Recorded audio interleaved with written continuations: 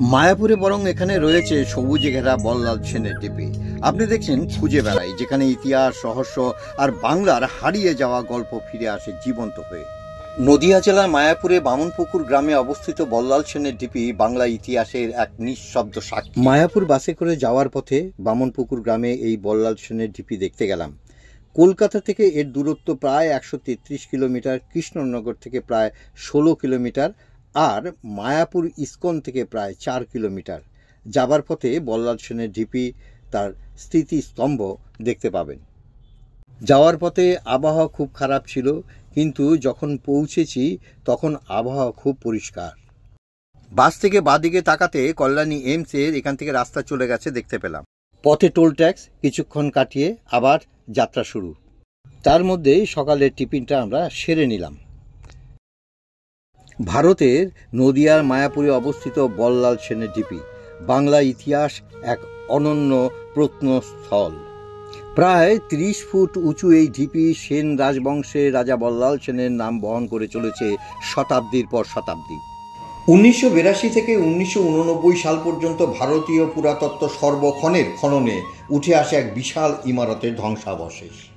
ইট, পোড়ামাটির মূর্তি, তামালোহার সামগ্রী সব মিলিয়ে এটি যে এককালের জৌলুসপূর্ণ মন্দির ছিল তা স্পষ্ট। সেন বংশের রাজা বল্লাল সেনের নামাঙ্কিত এই ঢিপি। আমি এখানে দাঁড়িয়ে আছি পশ্চিমবঙ্গে নদিয়া জেলার নবদ্বীপে বামনপুকুর। ঠিক এই গ্রামে এই ঢিপিটা 1982 থেকে 1983 সালে এই ঢিপিটা খনন করে পাওয়া গিয়েছিল। সেটা আপনাদের সামনে প্রদর্শন আমি করছি। জানেন কি, স্থানীয়দের মতে একসময় এই মন্দিরে একটি কুমিরের মুখ থেকে জল বেরোতো, ঠিক যেন প্রাচীন মন্দিরে ব্যবহৃত মকর মুখ জল নিষ্কাশন। যদিও এটি দৃশ্যমান, কিছুটা অবশেষ এখনও আছে, তবে লোককথায় এই অলৌকিক দৃশ্য আজও জীবন্ত। আবার বল্লাল ঢিপির কিছু দূরেই বামনপুকুরে অবস্থিত একটি স্মৃতিস্তম্ভ, যা এই অঞ্চলের ঐতিহাসিক গুরুত্ব আরও বাড়িয়ে তোলে। এটি শুধু অতীত নয়, বর্তমানের একটি গুরুত্বপূর্ণ সাংস্কৃতিক নিদর্শন। চারিদিক সবুজে ঘেরা বল্লাল ঢিপি, যা বল্লাল সেনের নামানুসারে এই ঢিপির নামকরণ করা হয়েছে। এই ঢিপির উপর থেকে চোখ পড়ল, যা নিচে সিঁড়ি দিয়ে গুহার অপর প্রান্তে পৌঁছানো যায়। দেখার জন্য পা বাড়িয়ে দিলাম। আস্তে আস্তে রাস্তাটা এঁকে বেঁকে বাইরে গেছে। ওই দেখা যাচ্ছে একটা ঢিপি।